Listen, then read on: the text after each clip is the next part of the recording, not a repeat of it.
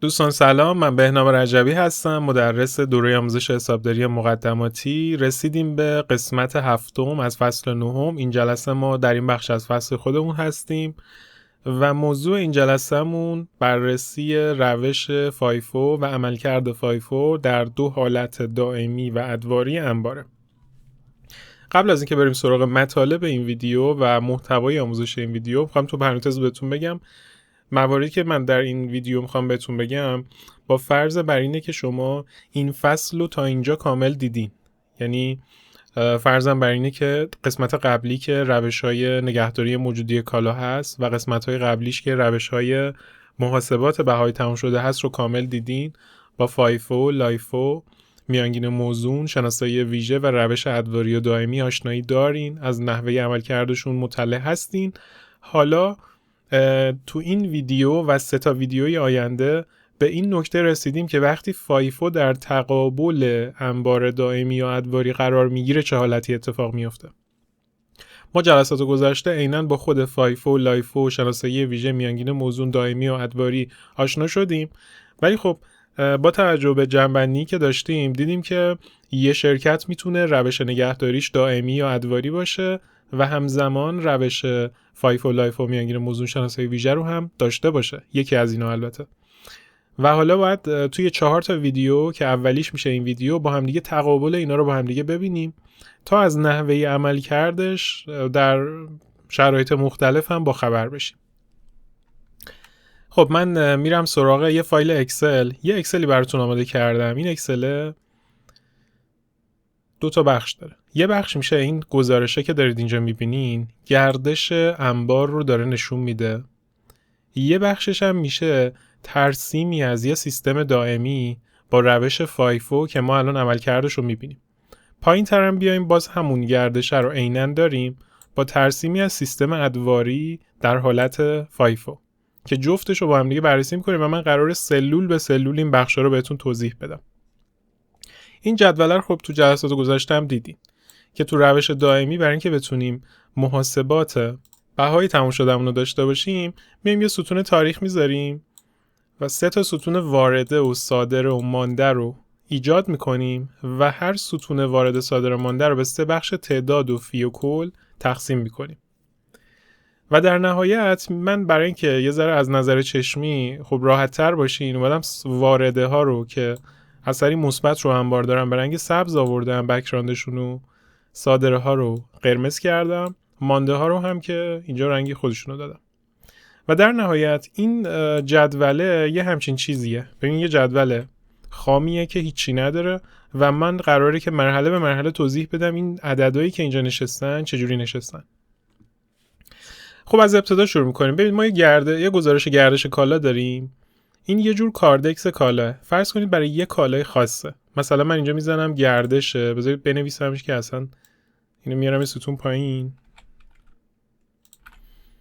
اینجا رو مرجش میکنم، می نویسم گزارش گردش کالای کد 1001 مرتبط با مثلا خامه پگاه، یه کالای دیگه. حالا من فرض میکنم که این کالای ما خامه پگاهه و سچینش میکنم، بزرگش میکنم برای اینکه قشنگ‌تر بشه.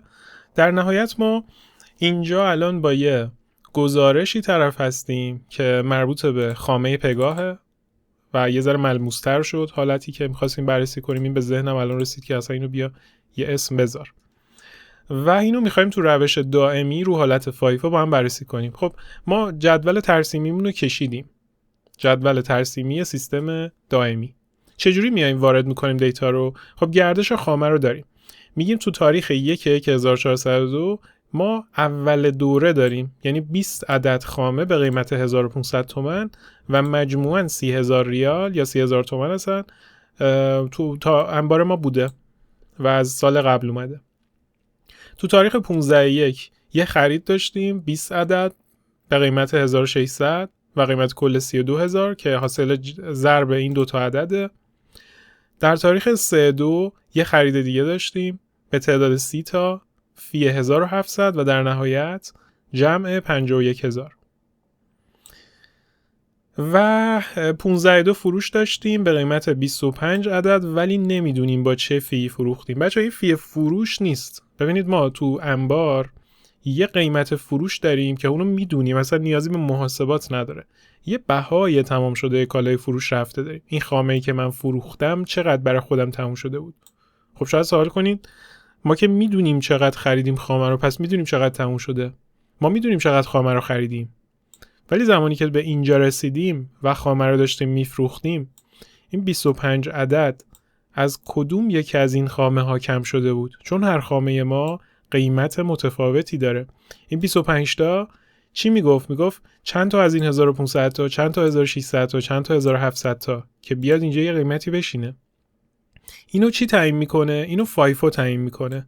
فایفو رو اگه جلسه پیش دیده بودین میگفت با توجه به اینکه روشت فایفو مخفف واژه first in first out یا در واقع معادل فارسیش اگه بخوایم بگیم اولین وارده اولین صادره، یعنی اولین چیزی که وارد انبارت میشه همون رو باید در زمان خروج خارج کنی و راه دیگه ای هم نداری، گزینه دیگه ای هم نداری.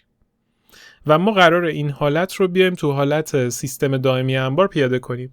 خب یه جدول ترسیمی کشیدیم و این ستونا رو هم گذاشتیم. در نهایت باید چیکار کنیم؟ بیایم این گردش‌ها رو دونه دونه ببریم تو این جدوله. از اولین گردش شروع می‌کنیم. میگیم اول دوره ما در تاریخ 1/1 که اینجا تاریخش رو زدیم، تعداد 20 تا مانده داشته. ببینید وارد انبار نشده، تو انبار قبلا بوده، پس ما تو ستون مانده نمی‌نویسیمش، تو ستون وارده نمی‌نویسیمش، تو ستون مانده می‌نویسیم. همین 20 تا 1500 تایی که اینجا هست و من اینجا وارد کردم براتون و در نهایت قیمت کل 30000 رو بهش رسیدیم. یه نکته هم که هست شاید بپرسید این چرا آبیه و اینا رنگا چی ان اینجا؟ حالا بهتون توضیح میدم. ببینید من برای اینکه چشمتون بتونه راحت تر تفکیک بکنه این سطوح قیمتی مختلف رو اومدم رنگاشو براتون جدا کردم. این همون خامه است. این خامه سبز و خامه آبی نیست. صرفا بابت اینکه من سطوح قیمتی رو جدا کردم براتون اومدم رنگشو عوض کردم که دقیقاً بدونید چی بشیه. پس ما در تاریخ 1/1 اگه به انبارمون نگاه می‌کردیم 20 تا خامه به قیمت 1500 داشتیم. در نهایت رفتیم جلوتر، رسیدیم به تاریخ 15/1 یه خرید انجام دادیم، 20 تا دیگه خامه به قیمت 1600 و مجموع 32000 وارد کردیم. اول از همه میایم این رویداد رو در ستون وارده می‌نویسیم و با توجه به اینکه وارده اثری مثبت روی مانده انبار داره به مانده انبارمون هم اضافهش می‌کنیم. یعنی این 20 تا 1600 تا رو اومدم اضافه کردم به انبار. ولی بچه‌ها ما تو روش فایفو نمیایم بگیم این 20 تا رو بکنیم 40 تا، این 32000 هم به علاوه مثلا اون چیز کنیم یا این 1600 و یه جورایی میانگین این 1500 بگیریم بنویسیم. نه، سطوح قیمتی مختلف کالا رو جدا نگه می‌داریم. یعنی ما تو انبارمون الان با توجه به یه اول دوره و یه خرید 20 تا 1500 تایی داریم، 20 تا 1600 تایی. باز رفتیم جلوتر در تاریخ 3/2/1402 30 تا 1700 تایی خریدیم. در ستون واردش کردیم و اثرش رو روی مانده انبار هم گذاشتیم. حالا انبار ما دارای 3 تا سطح قیمتی مختلفه، 20 تا 1500 تایی، 20 تا 1600 تایی، 30 تا 1700 تایی که مجموع اینا هم شده این 113000 تا. اینجا هم مجموعشون رو خب داریم. تا اینجای کار خیلی راحت بود. ما اومدیم اول دورمون رو زدیم، خریدهامون رو هم ثبت کردیم، رسیدیم به اولین تاریخ فروشمون یعنی 15/2 یه فروش اتفاق افتاده و 25 تا خامه فروش رفته. رسیدیم به سوال اساسیمون که اینجا قرمزش میکنم که مشخص باشه کدوم خامه ها فروش رفتن و من اینجا باید چه قیمتی رو بنویسم. 1600 تایی بنویسم، 1700 تایی بنویسم. فایفو چی میگه؟ فایفو میگه اولین صادره، اولین وارده.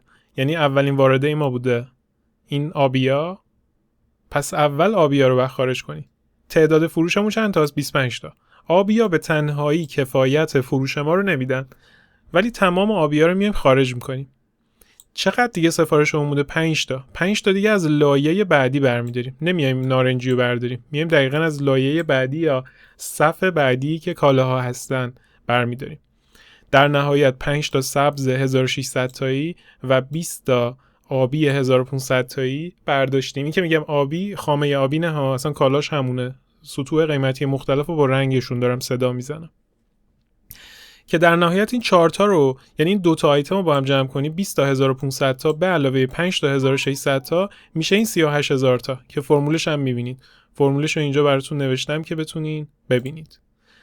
پس ما تا اینجای کار فهمیدیم عدد کل خارج شده از انبارمون با توجه به الگوی فایفو بوده 38000 تا. اما فیمون چند تا بوده؟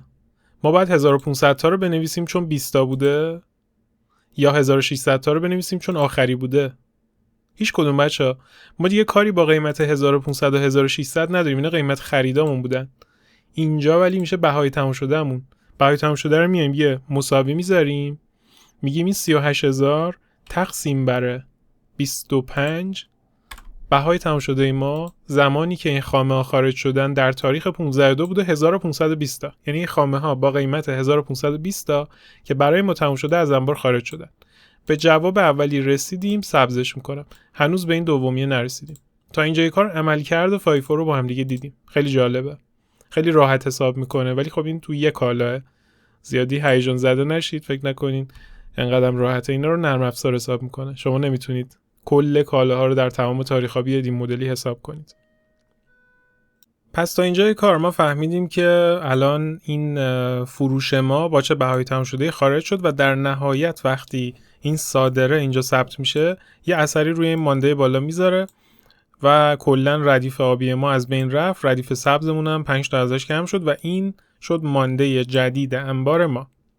دوباره میریم سراغ تاریخ 8/3. اینجا 30 تا خرید کردیم به قیمت 2000 تا و مبلغ 60000 تا که اثر مثبتی رو مانده ما میذاره و این قرمزه میشه خرید جدید ما و در نهایت خب این عدد هم میاد با این جمع میشه و 135000 تا مانده جدید ریالی انبار ما شد.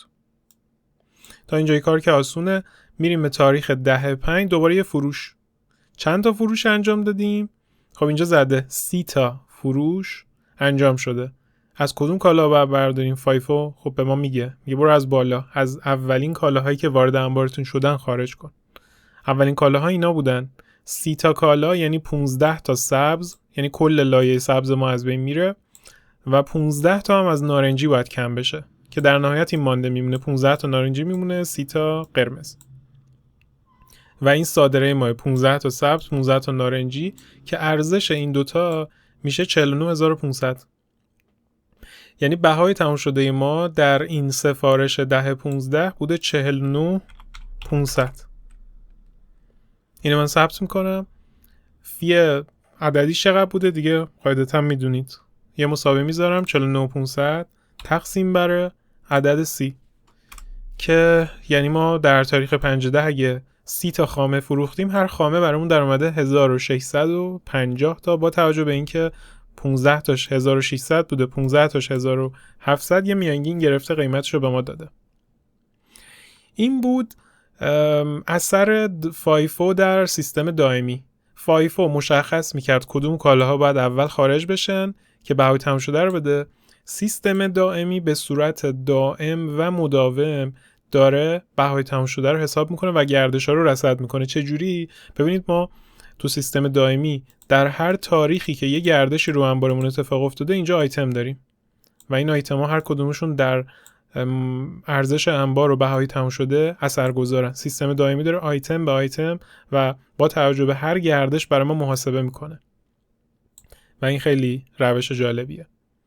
در نهایت این جدول ترسیمی به ما یه سری خروجی های اطلاعات با ارزش میده. یکی این که خب بهای تمام شده ما رو حساب کرد و الان من برای اینکه خب اینم مشخص کنم که ثبت شده رنگشو سبز میکنم.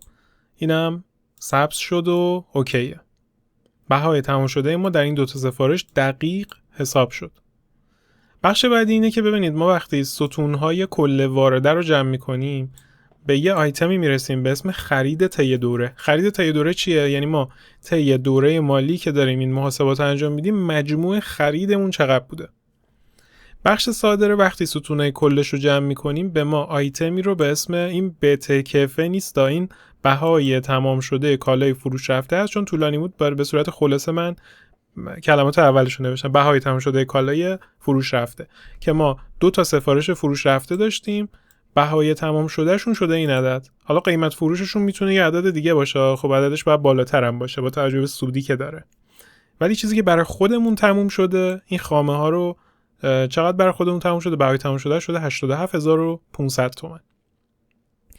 و در نهایت تو ستون مانده وقتی اقلام کل رو جمع کنیم به عدد 85500 میرسیم که میشه موجودی پایان دوره ما برای اون دوره‌ای که داریم این محاسبات رو انجام میدیم. این شد سیستم دائمی رو حالت فایفو. حالا باید در ادامه این ویدیو بریم سراغ سیستم ادواری در حالت فایفو. میریم پایین‌تر. من براتون همون گردش رو آوردم، عیناً همونه، هیچ تغییری نداره. دوباره اینجا 2 تا جای خالی داریم، مثالا رو شبیه به هم گذاشتم تا شما تو شرایط یکسان تفاوت این دوتا رو ببینید. تو شرایطی که گردش ها متفاوت باشه خب تفاوت فهمیدنش یه ذره سخت‌تر میشه، ولی اینجوری خیلی ساده تره. ما 2 تا بهای تمام شده داریم که باید حساب بکنیم و سیستم ادواری اصلا چجوریه. ببینید جدول ترسیمیش خیلی ساده تره دیگه، اون صادره و وارده و مانده و این داستانا رو نداره. صرفاً چیزی که میخواد اینه که میگه اول دوره چقدره. ما اینجا خب تو گردش موادی اول دوره داریم، میگیم 20 تا 1500 تا مجموعاً 30000 تا اول دوره داریم. بعد میگه طی دوره چقدره. کاری نداره این طی دوره اینجا یا ته گردشه، کاری نداره که این خرید ما بعد یه فروشه یا بعد یه فروش نیست. کل دوره‌ای که ما داریم، منظور از دوره یه تاریخ مثلا از 1 تا 36 مثلا یه دوره 6 ماهه. منظور از دوره اینه. تو اون دوره همه ی خریدا رو بیا یه جا ردیف کن. ما 3 تا خرید داشتیم، این خرید، این خرید و این یکی خرید، که این 3 تا رو ردیف بکنیم میشه این آیتما. در نهایت میگه خب اوکی بیا جمع خریدات هم به من بده. جمع خریدا شده 80 تا که اینجا بهش دادیم. میگه خب اوکی تو اول دوره رو به من دادی، جمع خریدارم که جمع 20 و 30 و 30 بود به من دادی. در نهایت اگه اول دوره و جمع خریدار رو با هم جمع کنی 100 تا کالای آماده برای فروش داری. مجموع ارزش ریالیش هم همین اول دورت به علاوه طی دورت میشه کالای آماده برای فروش. خب اینجاست که ما برای این موضوع پایان دوره شاید براتون سوال باشه، خب اوکی الان تو آماده برای فروش رو داری و راحت هم به دست اومد، پایان دوره رو چجوری حساب کردی؟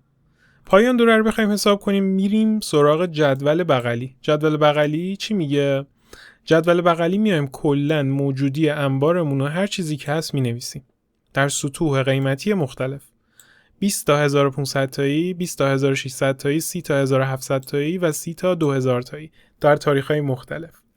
میایم موضوع میزان مجموع کل فروشامون هم مینویسیم، فقط تعدادی. کاری با ریالش الان نداریم چون اصلا ریالش رو نداریم، نمیتونیم هم کار داشته باشیم. مثلا هدفمون از این جدول اینه که بیایم این ریالش هم در بیاریم، فقط تعدادی داریم. یه 30 تا یا 25 تا مجموعاً 55 تا فروش داریم. خب ما اگه بخوایم 55 تا از این موجودی انبارمون بفروشیم از کجا برمیداریم؟ روش فایفو میگه برو از اولیا بردار، first in first out یا اولین وارده اولین صادره. این 55 تا 20 تا از این میخواد، 20 تا از این میخواد، 15 تا از این.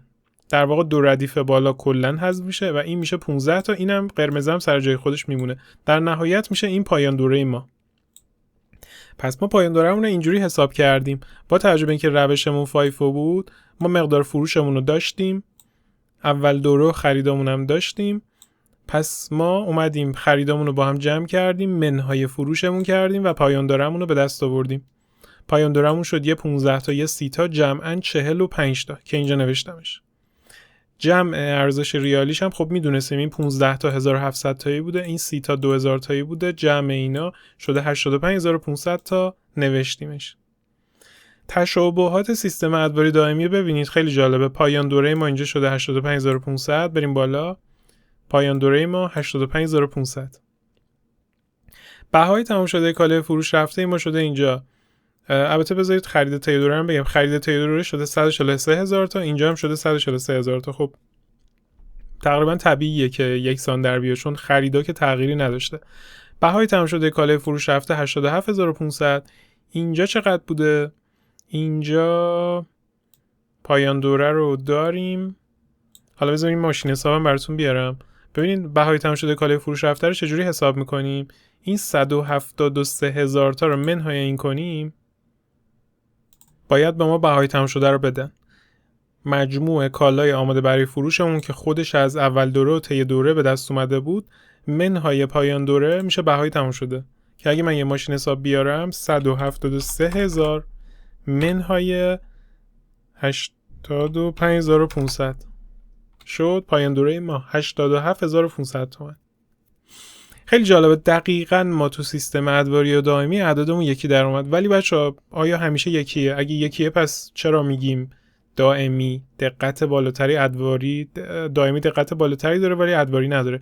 ببین بچه‌ها این مثال یه مثال خیلی کوچیکه و جمع خرید و فروش‌ها اونقدری زیاد نیست. از طرفی سیستممون سیستم فایفو، این رو روش میانگین موضوع خیلی بیشتر خودش رو نشون میده، ولی در کل اینکه جوابمون یکی در اومد دلیل بر این نیست که همیشه یکی در بیاد. اینو میخوام بگم که یه وقت این الگو تو ذهنتون قرار ندید. تو یه رویدادی که یه کالای ما، یعنی همین خامه مثلا کد 1001 ما 1000 تا گردش داره و هر گردشش حالا مثلا 10 تا خرید، 2 تا فروش، 3 تا خرید، 5 تا فروش، این باعث میشه که فی میانگین یا فی فایفو تغییر بکنه، اولویت ورود و خروج عوض بشه. نه که اولویت عوض بشه از بالا یا از اول خارج نشه ها، ولی در کل این تصور رو نداشته باشین که همیشه یکی در میاد. خودتون میتونین تمرینای بزرگتری برای خودتون طراحی کنین، همینو مثلا روی فاز 3 برابر، 4 برابر، 5 برابر در بیارین و همین الگویی که من براتون حل کردم رو حل کنین به عنوان یه تمرین و اونجا میبینین که خب جواب احتمال داره که یکی در نیاد. خب حالا تا اینجای کار یه نکته هم برسیم. این دوتا قرمزا رو چیکار کنیم؟ شاید براتون سوال بشه خب اینجا چه عددی باید بزنیم؟ بچه‌ها بهای تمام شده کالای فروش هفته ما چقدر شد؟ شد 173,000 منهای 85,500. خب شد 87,500 بهای تمام شدهمون. مقدار کالای فروش هفته ما چقدر بود؟ 55 تا، این عددی که اینجا. این 87,500 رو تقسیم بر 55 میکنم، عدد بهای تمام شده ما شده 1590. حالا یه ممیزم داره، برای اینکه روندش کنم 1591 می نویسم. پس فی من شد 1591. اینجا هم یه باید بنویسمش. بله. بریم بالا رو روش دائمی ببینیم. ببینید اینجا 1520، اینجا 1650. اینجا برای جفتش ما در آوردیم 1591. چرا؟ چون روش ادواری نمیاد آیتم با آیتم بر اساس گردش بهای تمام شده بده و اینم از دقیق بودنش کاهش میده. دقیقاً ببینید اینجا الان ما به این نکته رسیدیم که دقیق نیست و میاد کل بهای تمام شده رو تو اون دوره یه دونه عدد میده برای یک کالا. و حالا میایم اینجا میگیم این عدد ضرب در این، اینجا فروش ما شد 39,775. حالا یه چیزی هم داره ها، ممیزه رو شما دیگه در نظر نگیرین، یه خطایی تقریبا 2 ریالی داره که اون تو نرم افزار خودش خود به خود حل میشه، یعنی با توجه به اینکه گردشا بالاه 2 ریاله خودش روند میشه اوکی میشه، ولی تو اکسل دیگه ما به این خطا میخوریم و کاریش هم نمیتونیم بکنیم مگر اینکه بیایم مثلا همین ماشین حسابه رو دقیق بزنیم عددشو، که اصلا بعضی اعداد پایان نداره بخوایم دقیق بزنیم. خب اینجا هم میایم این عددا رو ضرب در این میکنیم، بهای تمام شده اینم به دست میاد 39,775. اینجا چقدر داشتیم؟ 38,000 تا.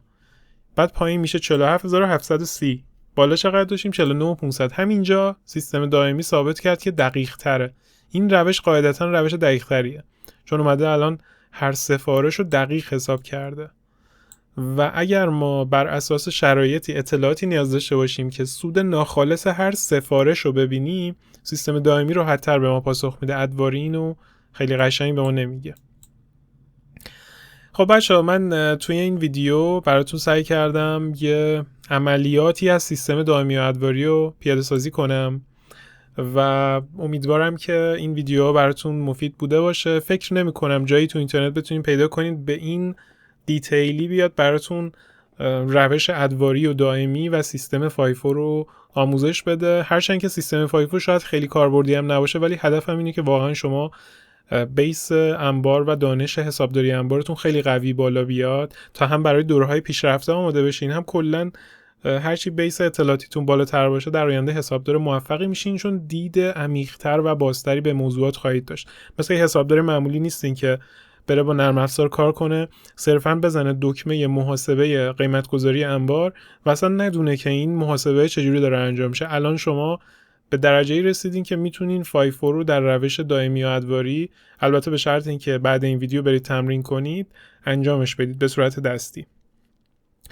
اگر از ویدیوهای حساب تیوب خوشتون میاد، دوست دارید ما رو دنبال کنید، یه کانال یوتیوب دارین، خوشحالمون میکنید که ما رو در کانال یوتیوب سابسکرایب کنید. بچه‌ها در قسمت قبلی ما روش‌های نگهداری موجودی کالا رو داشتیم. این قسمت روش فایفو در سیستم دائمی و ادواری رو داشتیم و در جلسه بعدی قراره که مثل همین جلسه روش لایفو رو در سیستم دائمی و ادواری بریم. روش لایفو ممنوعه، میتونستم اینو ازش عبور بکنم، ولی برای دوستانی که علاقه دارن دانش بیشتری داشته باشن، هرچند تو ایران ممنوع اجراش، ضبط کردم براتون که خب علاقه داشتین تماشا بکنید و دانش حسابداریتون بالاتر بره. تا ویدیوی بعدی شما رو به خدای بزرگ میسپارم. خدایا رو نگهدارتون.